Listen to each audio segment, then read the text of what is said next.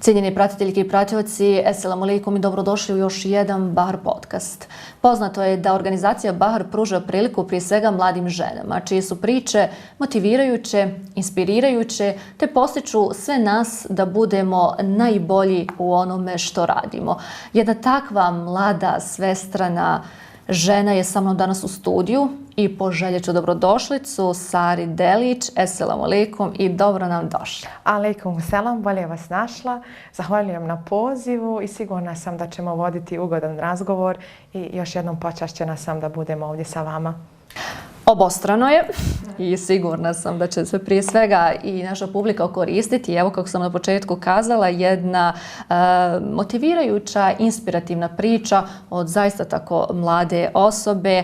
Saro, kako ono kažu, Sarajevo je mali Jeruzalem ili Sarajevo je evropski Jeruzalem, dok drugi kažu Sarajevo je zapadni Orijent. O Orijentu, istoku, zapadu ćemo nešto malo detaljnije u nastavku, ali evo za početak Sarajevo, vaš rodni grad u kojem na obali Miljacke u gimnaziji ulazite put obrazovanja. Kasnije vas, ako ne griješim, ljubav prema turskom jeziku, tačnije orijentalnim jezicima i kulturama, vodi na Filozofski fakultet. Ajde, kažite nam kako je tekao ukratko vaš obrazovni put. Razlog zašto sam upisala Filozofski fakultet Univerziteta u Sarajevu jeste zato što me je moje Sarajevo nadahnulo da zavolim orijentalne jezike.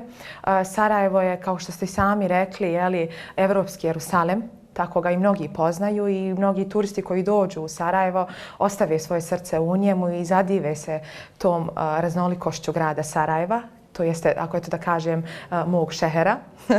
Biću malo ovako prisnija. Ta raznolikost u Sarajevu je svima poznata. On je bogat različitim kulturama i tradicijama. I baš kako sam posmatrala od malena te različite kulture i te tradicije, zvuk crkve, zvuk ezana i ponajviše naše književnosti i naših orijentalista, dakle alhamijado književnosti, a što je najvažnije sufijska poezija koja me je privukla turskom jeziku. Jer orijentalni jezici nisu samo lingvistički sistemi, oni su spoj različitih duhovnih i kulturnih univerzuma. Dakle, prepliču se u tom jeziku. Arapski je poznat po tome i turski jezik i perzijski. Naravno, i urdu se tu nalazi. A sufijska poezija je bogata tom duhovnošću i tim nadahnućem. Jer sufijska poezija u orijentalnim jezicima ne vidi samo u jeziku sredstvo komunikacije, već je i izvor unutarnjeg svijeta čovjeka. Pomaže nam da otkrijemo ono što je u nama samima, je li tako? A orijentalni jezici imaju svoju posebnost. Jako su bogati, razlikuju se od drugih jezika. Ja sam, na primjer, u orijentalnim jezicima primijetila tu posebnu estetsku dimenziju, drugačiju ritmiku, jako melodično zvuče pri izgovaranju, bogatu metaforu i što je najvažnije, barem meni je to najljepše, jeste ta specifična semantika koja se u orijentalnim jezicima ne može prevesti direktno pri prevodu i tačno pri prevodu. Ja ću navesti naravno par primjera iz orijentalnih jezika. Možemo li, ja se izvinjavam, nešto malo kasnije o orijentalnim jezicima, kako sam na početku i kazala, mi ćemo detaljnije o jezicima. Voljela bih da se zadržimo nakratko o raznolikosti poslova koje ste to jest poslije završenog studija bogatili ste svoj CV različitim profilima posla i to me nekako, moram kazati, posebno zaintrigiralo čitajući, odnosno slušajući ono što ste mi poslali u pripremi ove emisije. Naravno, pored ove činjenice koliko jezika govorite, ali kažem, doći ćemo do toga. Od administrativnog radnika, lektora, prevodioca do prosvjetnog radnika. Koliko vam je to bogato iskustvo pomoglo u poslu koji danas primarno obavljate? Iskreno, mnogo mi je pomoglo. Bez obzira bez obzira na prirodu posla koji sam obavljala, svi ti poslovi nisu isti i uvijek sam radila nešto različito. Svaki posao je sam po sebi poseban i morala sam svakom tom poslu da se posebno posvetim i nisam uopće ni imala veliko znanje na svakom tom polju. Na primjer, administrativni radnik, to je za mene nešto bilo nepoznato. Ja sam osoba koja je u književnosti, uvijek u poeziji, piše poeziju, čita poeziju, tako da sam uvijek morala da istražujem i da napredujem.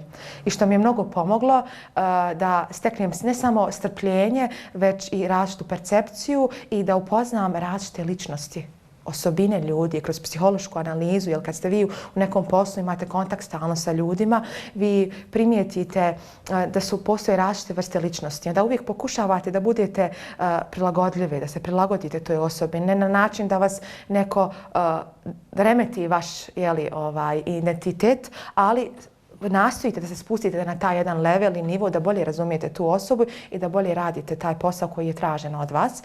Posebno u prosvjeti djeca su posebna jedna bića i ne bi da kažem da je teško s njima raditi, ali to su jedna djeca koja zahtijevaju posebnu pažnju. Teško je održati njihovu koncentraciju duže vremena, da ih držite, da su uvijek tu uz vas, da vas slušaju, da posvećuju vam pažnju. I sa njima naučite poseban jedan jezik i vodite s njima poseban jedan dijalog. Bukvalno spustite se na njihov nivo i tako upoznajete ne samo dječju psihu, već i sami sebe. Jer kroz odnos sa ljudima je malo drugačiji nego sa djecom. I onda vi sa djecom postajete sami dijete. U tom nekom, otkrivate i te neke svoje, ta neka svoja dječja, te neke svoje dječje osobine, koji su potisnuti u vama, Da, sigurno sam da će se mnogi složiti da rad sa djecom nije nimalo jednostavan. Nije uopće. Iskuje mnogo truda, napora, vrlo zahtjevan i odgovoran posao. Evo, vama je to itekako poznato. A s druge strane, ako bismo nekako, da kažem, evo, ovako površno analizirajući krizu modernog društva i ambisu koji smo donekle zapali, mnogi će se upravo i složiti da je danas obrazovanje jedini adekvatan odgovor na tu krizu. I vi ste u uskoj vezi sa obrazovanjem. Cijeli svoj život ste nekako u tom procesu od vašeg, pa evo danas ste u obrazovnom procesu, svestrana ste osoba, okrenuti ste prema različitim, da kažem, disciplinama, interesovanjima, kako ste mi kazali, od arhitekture do poezije. Nedostaje li mladima danas te radoznalosti, kontinuiteta u radu, entuzijazma? Znate šta, ja mislim da kad bi rekla da nedostaje, nije istina. Ja mislim da je pristup prema današnjoj djeci jako pogrešan. Današnji sistem obrazovanja je jako kompleksan i drugačiji je jako. Da djeca kroz to obrazovanje jednostavno ne mogu da otkriju sebe. Mi smo danas došli do te etape gdje se od nas traži da budemo savršeni. Gdje djeca idu kući plaćući ako ne dobiju 5, boje se svojih roditelja, natiču se jedni između drugih, joj on je pametniji od mene, pa se počnu zadirkivati između se, joj on je glup, dobio je 2 iz matematike, joj ja sam dobio 5 i tako. I onda dijete jednostavno bude sputano, tako da kažemo, dobije taj neki hendikep, da jednostavno se postidi i jednostavno kaže ja nisam nigdje, idem tamo gdje sam prihvaćen. Pa onda se javlja tu igranje igrica, gledanje samo TV-a, jer tu nalazi, to je ta neka jedna vrsta depresije gdje dijete nalazi utočište u TV-u, nikoga, eto da kažem, žargonski ne smara, gledat ću TV, tu sam pametan, sam sebi sam zadovoljan i onda dijete gubi interesovanje. Do toga smo došli, se traži to savršenstvo. Pustimo djecu da žive. Kako da žive? Mislim, oni žive, ali da žive u svom nekom djetinjstvu, da pronađu sebe. Ne moramo biti najbolji u svemu. U čemu sam najbolji? Šta me interesuje? Nekog interesuju životinje, želi biti veterinar, gaji ljubav prema tome. Neko želi biti slikar, neko želi biti novinar. Da pustimo djecu da idu ka tim poljima, da ih ne opterećujemo dodatnim stvarima. Naprimjer, kroz moje obrazovanje, dok sam se ja školovala, toliko je bilo nekih nepotrebnih stvari koje sam ja morala učiti da završim školu, a koje mi uopće ne trebaju danas. Svi smo to iskusili. I onda se javlja tu taj pritisak djeci gdje jednostavno djeca ne žele više i jednostavno ih ništa više ne zanima. Na ovom traku kako ste i krenuli, ono što sam vas dalje željela upitati, budući da ste involvirani u obrazovni proces, Dakle, da našu publiku upoznamo. Trenutno radite kao učiteljica u produženom boravku u jednoj sarajevskoj školi. Dakle, sarađujete naravno sa učenicima, roditeljima i školom i rekla bi da od uspješne saradnje i učenika, nastavnika i roditelja i zavisi krajnji uspjeh. Škola kao odgojno-obrazovna ustanova sa nastavom kao središnjim poljem njezina djelovanja. Smatrate li da kroz svoj plan koji donosi nadležna ministarstva, to jest kroz gradivo, odgajaju? Vi ste malo prije započeli već nekako lijepo tu priču. Vjerujte, ne odgajaju, ja bi tako rekla. Škola može pomoći pri odgoju, ali ne može odgojiti dijete. Ja smatram da osnovni odgoj dolazi, eto, zvučat ću moja nana ili naše starije nane ili naši stariji preci, jeste od kuće, tako je, od kuće, dakle od malih nogu dolazi taj odgoj. Ne kažu bez razloga da je dijete ogledalo svojih roditelja. Dakle, što od kuće nosi? Jer kuća je temelj i sad on iz tog temelja ide dalje. Roditelji ga tako upisuju u škole, pa ga kasnije upisuju u srednju školu, kasnije na fakultet, neko želi na fakultet, neko ne, ali od kuće, što je najvažnije. On posmatra svoje roditelje, jer djeca dok su manja, djeca se upijaju. Onako kako posmatraju svog oca ili svoju majku, pokušavat će da imitiraju svoje roditelje. I tako će tu prići. I to donose i prenose. Mislim, to se donosi u škole, ali veoma često da nastaju neki rascijepi, takozvani rupe, ja bih rekla, kada djeca iz kuće donesu nekako nešto drugačije, možda što se nama manje sviđa. Jeste, na primjer, evo, gdje su roditelji prepotentni, dijete će biti prepotentno, jel? Ono će se ponašati kao svoj otac, kao svoja majka. Evo da spomenem hadis poslanika Muhameda alejhi selama koji je rekao mržnja se nasljeđuje, ljubav se nasljeđuje. Zašto je on to rekao? Kaže, mržnja se nasljeđuje, ljubav se nasljeđuje. Ne bi to kazao, je li tako, da nije mislio šta su ti roditelji radili, kako te roditelji odgajaju, kako nasljeđuješ od svoje porodice, tako ćeš se i ponašati, je li tako? Mislim, to je suština čovjeka. Jel mora imati taj neki temelj od svojih roditelja, pa kasnije da mu to obrazovanje mu samo pruže. Ja kažem, mi često pravimo grešku, kažemo profesori, nastavnici nas uče. Ne, oni nas ne uče, oni nam prenose znanje. A do nas je kako ćemo mi to naučiti, kako ćemo to primiti i kako ćemo to razviti i upotrijebiti u sadašnjem životu ili kroz život. Tako i djeca, dok su manja upijaju, idemo, dakle, od roditelja dolaze u škole, upijaju od nastavnika te predmete, opće predmete i onda opet ta ista djeca borave 7-8 sati u školi, dolaze u svoju kuću. I opet s kim razgovaraju? Najviše sa svojim roditeljima. Kakav je dijalog u porodici, takav je dijalog i u školi. Tako će se dijete ponašati, jel tako? Ako je, na primjer, agresija u kući, da se ovako izrazimo, ako otac je stalno nervozan ili majka, pa se tu javljaju neki žargonizmi ili te neke psovke, dijete će to čuti, sluh upija, djeca upijaju. I to dolazi do njegovog mozga. Ne mora to on odmah reći u prvom, drugom, trećem razu, ali će se desiti neka situacija u školi gdje će potisnuti taj jedan dio mozga, ta neka nervoza u školi, pa će on to izgovoriti. I onda svi stanemo i kažemo, gdje je to čuo, od koga je to čuo? Nije mogao čuti u školi, jer onda svi kažemo, odgoj. Kako je odgojen, možda je od roditelja, možda je nekog imitirao. Danas mnoga omladina imaju uzor u ovim poznatim ličnostima, u influencerima, putem Instagrama, putem TikToka i koliko samo omladine izgubi živote radi tih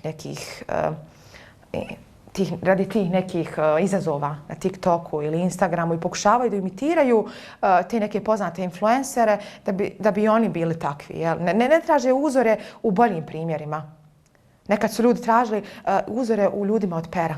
Od čovjeka od pera, kao što su naši književnici, filozofi, doktori, tako, a ne sad traže uzor u nekom reperu. Ne kažem ja da je loše. I treba. Svaki ima taj neki svoj životni put. Treba da se ugledaju na nekog gdje će potisnuti te pozitivne osobine, ali ne do toj mjeri gdje će dijete i danas sutra odrasla osoba postati negativan dio ovog društva i negativno utjecati na današnju omladinu. Jer imamo mnogo tih ljudi koji utječu negativno na našu omladinu, gdje mi stvarno i kao odrasle osobe ne možemo spriječiti taj utjecaj na našu djecu. Nažalost. Evo, nekako ste načeli, da kažem, jednu tako ozbiljnu, zahtjevnu, iscrpnu, ali i široku temu o kojoj bi se moglo pričati danima, čini mi se, i imali smo priliku ugostiti mnoge gošće, da kažem, s kojima sam razgovarala na sličnu, ali evo nekako čini mi se da kada krenemo govoriti o ovome da nema kraja, kako god škola, prosvjetni radnici imaju zaista mnogo posla i evo ono što smo malo prije i kazale, nimalo lagan niti jednostavan posao, ali mi ćemo se malo vratiti na ono na što sam početku i ukazala, a što je vama jako blisko, to je na jezike. I što mi je bilo posebno zanimljivo kada sam čitala vašu biografiju, ako pođemo od toga da bogatstvo našeg identiteta se očituje u jeziku i da je jezik taj koji nam otvara pogled, da kažem, na novi svijet, onda je kod vas mnoštvo prozora otvoreno i svi su nekako široki. Rekla bih da su vaši pogledi toliko širokogrudni jer govorite 10 jezika.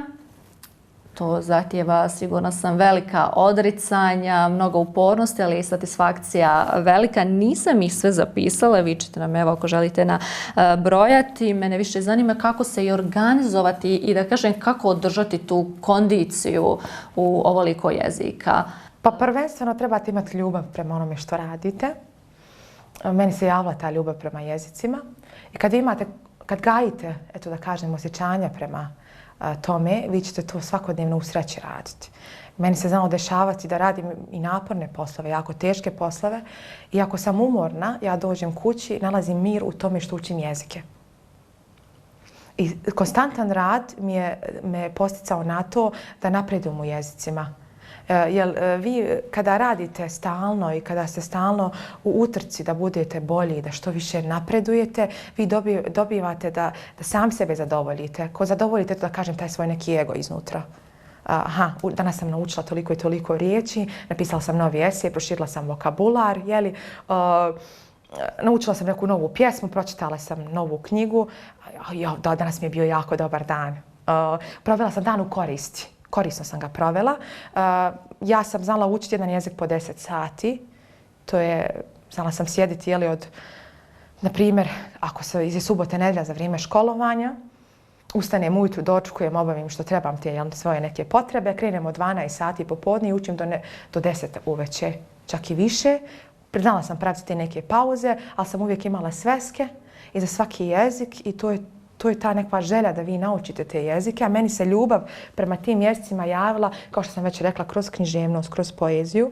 Ja voljela bih da s našim gledalcima podijelite šta vas je to privuklo da učite jezike koje na našim prostorima, baš u Europi, evo ne znam, kada putujete, koliko na istok, koliko na zapad i ne možete baš iskoristiti, s obzirom da govorite hindi, urdu, nadopunte me. Telugu i tamil. Telugu i tamil. Hindi i urdu.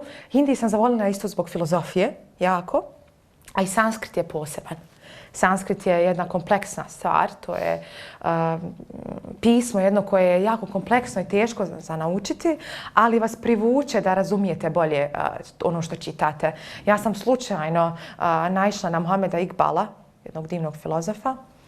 I hajde, rekao, da ga bolje razumijem, odmah krenuti učiti taj jezik. Njegov jezik, tako sam i krenula istraživati. Urdu, baš zbog sufijske poezije. Mirza Galib je jedan izvanredan sufija u urdu poeziji. A Telugu i Tamil je sama zvučnost jezika, ritmika, izgovor jezika i ta fonetska osobina me je privukla ka jeziku. Koliko vam je trebalo vremenski, evo, da se ovladate? Iskreno, taj jezik za Telugu i Tamil mi je trebalo minimalno 2 godine. Inače, da prijeđem osnove i pismo, jer Tamil je, mnogo ljudi misle da je latinski najstariji jezik, ali Tamil je stariji jezik i od latinskog. To je treći jezik koji se najviše govori u Indiji, drugi po redu je Telugu, a prvi je naravno izvorni hindi jezik. Moram pitati, jeste li možda posjetili Indiji? Imali priliku razgovarati sa lokalcima? Nisam, ali sam imala priliku da upoznam dosta ljudi ovdje u Bosni. Na primjer, ove godine sam primijetila da nas dosta posjećuje ljudi iz Indije, čak iz Pakistana.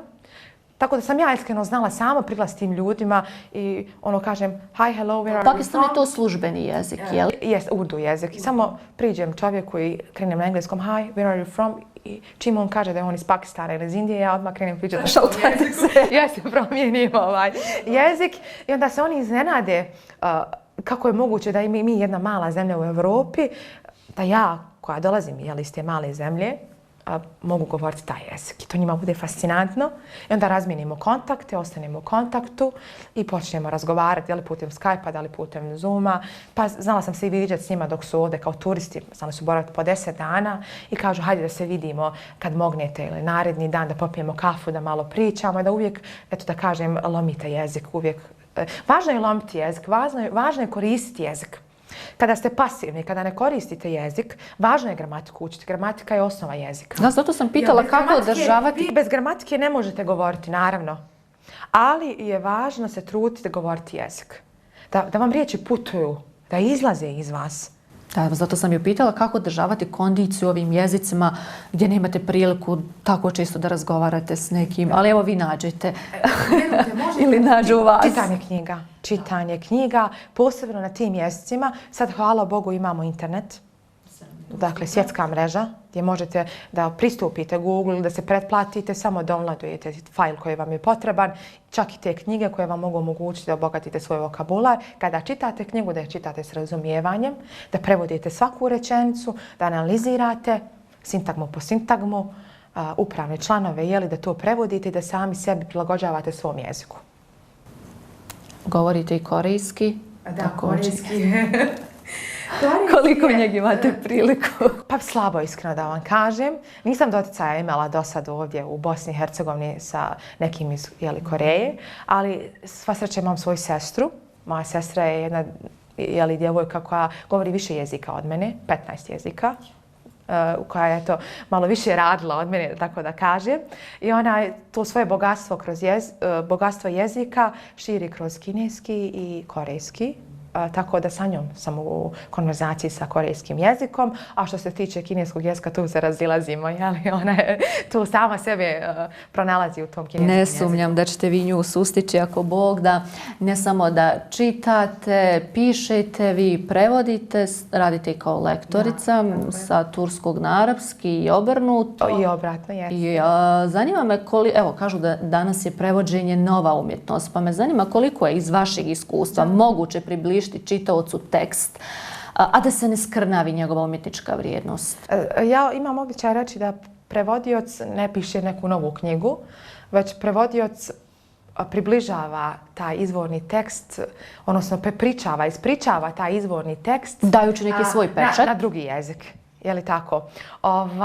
Pa čuvate tu, morate sačuvati taj stil pisca, stil izvornog teksta, tu njegovu estetiku, taj njegov izvorni stil, da ne mijenjate, ali se uvijek trudite da prilagodite svom jeziku. Naprimjer, mi dosta u bosanskom jeziku nemamo tih riječi koje imamo, naprimjer, u hindi, u urdu jeziku, u arapskom, u turskom. Naravno, imamo dosta turcizama, erhaizama koje mi koristimo i dan danas u našem jeziku. Mnogi su čak i zastarjeli, a mnogi i koristimo, ali u tekstu kada prevodimo ne možemo direktno prevoditi, jer bi to jako ružno zvučalo, jer u našem jeziku gubi to neko značenje koje ima značenje u tom jeziku, baš kao što sam na početku rekla da ti orijentalni jezici imaju tu specifičnu semantiku koju je nemoguće u potpunosti prevesti na naš jezik. Evo, na primjer, daću primjer iz sufijske opet poezije. U turskom jeziku, evo navešću jedan stih. Bir ben vardır bende, benden içeri. Ovo ben u turskom jeziku znači ja. I mi bi to rekli ja i u bosanskom jeziku, kao zamjenica ja. Dok u sufijskom tom kontekstu znači ego. U turskom jeziku je ego, kod nas nije to ego. Mi to ne bismo preveli kao ego, mi bi koristili riječ ego i već gubi to višeslojno značenje. Dok u turskom jeziku to može da se zadrži, dok u ovom drugom stihu, dok u drugom, lapsus lingvi mi se desilo, dok u drugom stihu se javlja taj izvor, unutarnje ja. Odnosno, unutarnje ja, taj izvor, jeste izvor od jednog. On pronalazi taj izvor od jednog. I tu se mijenja značenje. I u arapskom jeziku, u perzijskom jeziku imamo mnogo primjera gdje se mijenja ta višeslojno značenje u našem jeziku. Na primjer, u jedan stih od Šemsa Tebrizija, koji je bio učitelj našeg Mevlane, Rumija. Evo ja sam skoro rekla našeg Mevlane Rumija, nekako sam tu kao i prisvojila, kao da je Rumi naš. Niste puno pogriješili. Dakle, evo citirat ću taj jedan stih. Enna min ajn, wal gajru ajn. Ajn, sad ću prevesti prvo, ja sam jedan iz jednog izvora i ne postoji drugi izvor. A ajn u arapskom je oko, a znači i izvor. Dakle, gubi u našem jeziku tu stilističku mističnost. Ne možemo prevesti ni oko, nećemo koristiti oko. Moramo izabrati ili oko ili ja, zavisi od konteksta, a mi ćemo reći ovo ja. Ajn, kao izvor. A u tom stihu taj izvor jeste božanski izvor. Dakle, da sve potiče od jednoga u sufijskoj poeziji. A Urdu od Mirze Galiba kaže Išk te navi na velijan galijan, išk te nal nasamđe. Išk u arapskom, u perzijskom, čak i urdu jeziku znači ljubav. Prevodimo je kao ljubav.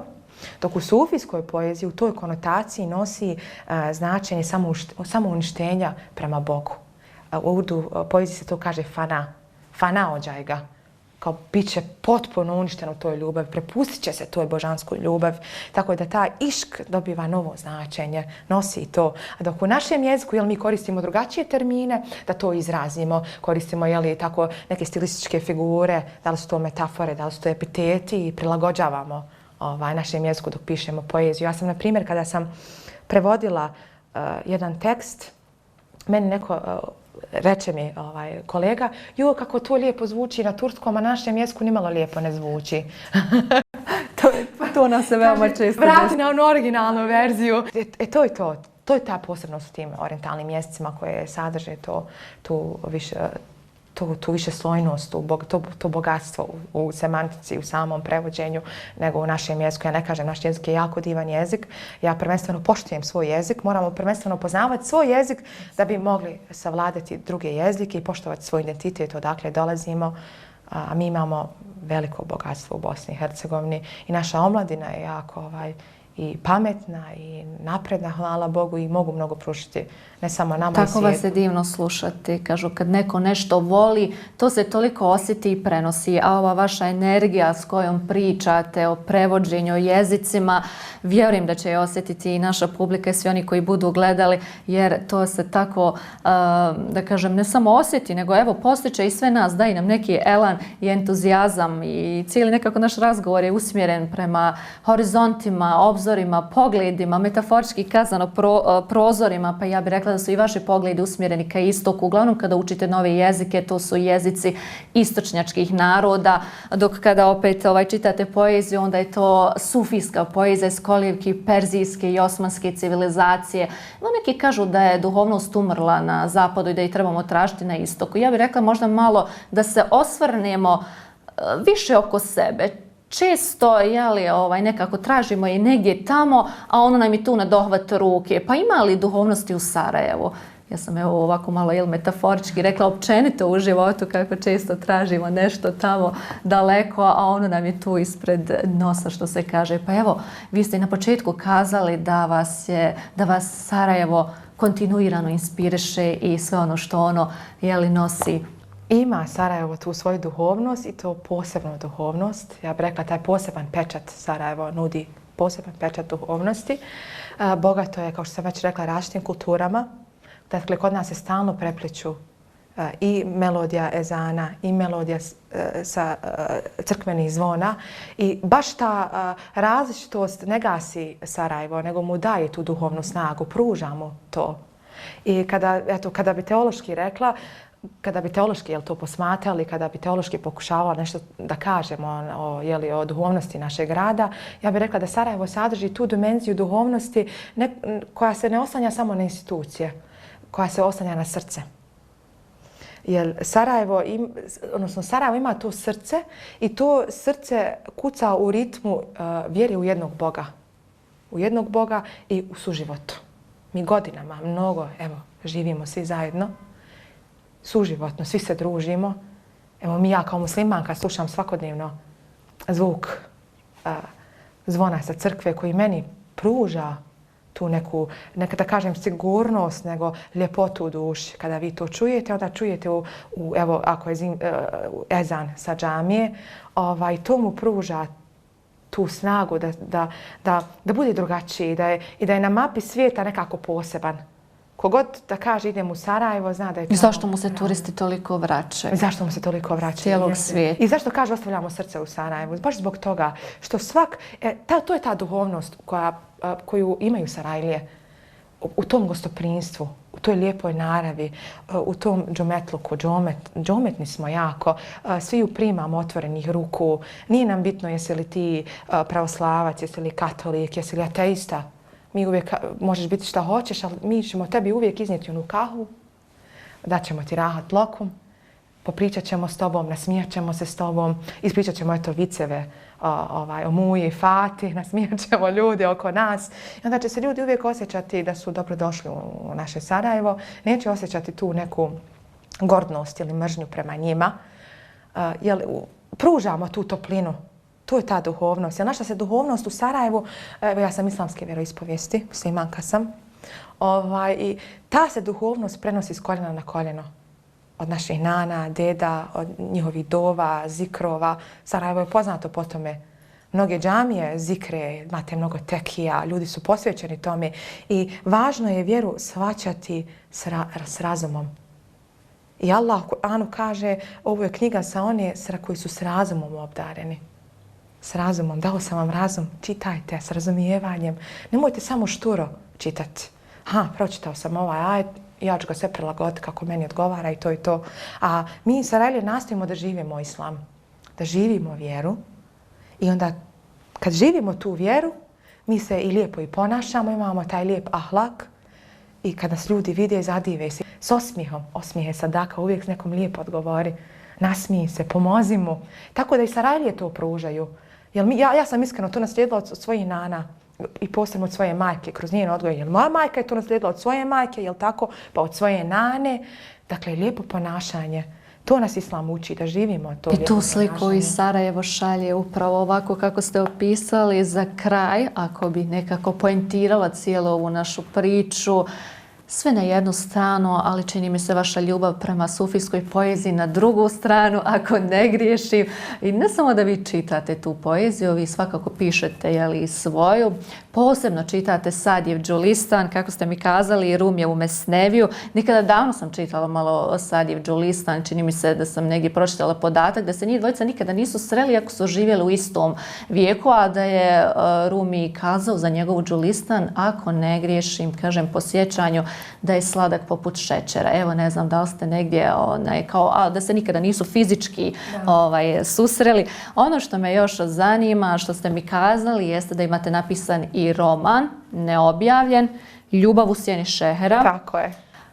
Nadam se da će uskoro ugledati svjetlo dana, ako Bog da. I za kraj, evo, kažete nam, da li se u tom romanu naziru tragovi, elementi sufizma koji je na neki način, slobodno mogu kazati, odredio neke vaše životne izbore i tokove? Da, itekako. Moj roman je isprepletan nitima sufijske poezije, jer sufijska poezija je nešto što je meni nadahnulo.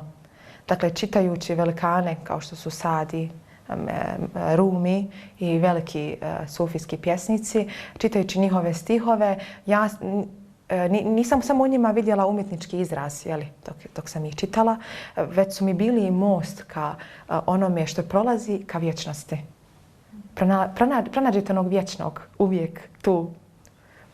U Sadijevom Đulistanu ima jedna divna rečenica gdje Sadi baš spominje, kaže, sve što je prolazno ne vrijedi. A kada srce okrenemo vječnome, dobivamo vječni mir. Taj vječni mir uvijek dolazi. Uvijek je tu.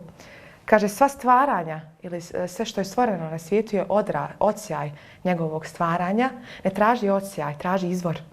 Traži onog od kojeg si i ti došao, potekao. Odakle si došao? On nas je stvorio. I onda kad gledate svijet tim očima, našla sam izvor ovog dunjaluka, što bi mi rekli, tog svijeta. I onda i na dunjaluku radite stvari razmišljajući o njemu, o tom izvoru. I taj vas izvor vodi dalje. Bude tu i teškoća, iskušenja, ali kada spoznate tog vječnog, kako kaže Sadi, i okrenete svoje srce njemu, lakše je sve. Lakše razumijete dunjaluk i lakše hodate po njemu, koračate. Tako da je u sufijskoj poeziji vi upoznajete tog vječnog, tog njega. Vi ste veliki ašik, postajete zaljubljenik u njega. Vama ovaj 100 i da je vrijedan milion, on vama ništa neće predstavljati ako je on je vama u srcu. On je vama vrijedniji nego i ovaj 100 koji vi gledate kao nešto što je vrijedno i što ćete mnogo platiti, u čega ili možete zaraditi mnogo ako ga prodate. Jeli tako? Evo sad sam malo karikirala, dala sam evo kao 100 primjer. Također i moj glavni lik u romanu jako voli sufijsku poeziju i prenosi je čak na svoju kćerku. I kroz cijeli roman ona upoznaje ne samo svoj grad, otac je odgaja, ali upoznaje onog vječnog, onog od kojeg je došla, njega, kojeg je sve stvorio i koji je nad svima nama. I kad vi uspoznamo njega, mi gubimo onaj ego. To je ono što je bilo ono Ben, taj onaj ego u nama. Ono jao kad se spominje u poeziji. Da ga slomimo. Jeste, da ga slomimo. Teško ga je danas slomiti, taj ego u sebi. Sagorimo je. Jeste, teško. Uvijek se borimo s tim nefsom, sa onim unutarnjim svojim ja. Evo ja sam, na primjer, iako čitam sufijsku poeziju, ali borim se sa tim, sa onim svojim unutarnjim onim ja. To je ona najveća bitka koju svi vodimo. Jako, to je baš teško se nekad i oduprijeti od tog svog ja, ali kada vam cilj postane jedan, onda i ta borba postaje lakša. Ide kao rijeka, teče, kao voda. Udarate i od stijene, pa se opet vraćate. Ali ima svoj tok. Iako kažu proljeće prati žuta jesen, to je uvijek tako. Uvijek. Ali dođe i proljeće, dođe i jesen, dođe i zima, ali vi se trudite da i čak i u toj jeseni i u toj zimi nađete to proljeće. A izvor tog proljeća vam je on. Jedan jedini, kojeg druga nema i koji je poseban po svemu. Poseban. Pogledajte samo evo bogatstvo ovih jezika, kolika je planeta Zemlja, a on je, ako moj život ide ka tom jednom, onda ću ja reći, on je stvorio te jezike. Jao, kako je svijet stvorio, kako je dunjaluk stvorio. Dao je toliko jezika, dao nam je te različitosti da bismo se bolje upoznali, kako kaže u Koranu. To nam je dao, ali da ne zaboravimo njega. Jer opet, kroz te, kažu, jezik je put ka srcu. Ko poznaje jezike, poznaje srce ljudi. Baš zbog te različitosti koje je on dao, koje je on stvorio i kroz tu konverzaciju sa drugačijim, mi se upoznajemo, ali treba uvijek da nađemo mjesta za njega. Da je on uvijek tu. Jer kad njega nađemo tu, kad je on tu, odmah smo i bolji prema drugom i drugačijem. Nema mržnje. Sara, vi ste zaista posebni, moram evo na kraju kazati i iskreno se nadam da će taj roman, kako rekao, ugledati svjetlo dana i da ćemo mi na neko proljeće, pa ne mora biti ni iduće godine, ali ako Bog da inšala što prije razgovarati o tom romanu. I evo, ja se unaprijed iskreno radujem da vas ugostim ponovo ovdje u studiju i da razgovaramo o vašem romanu. Zaista hvala vam na ovom razgovoru što ste izdvojili svoje vrijeme da govorite za Bahar podcast. Hvala vama na prilici koji ste me pozvali. Još jednom, hvala mnogo.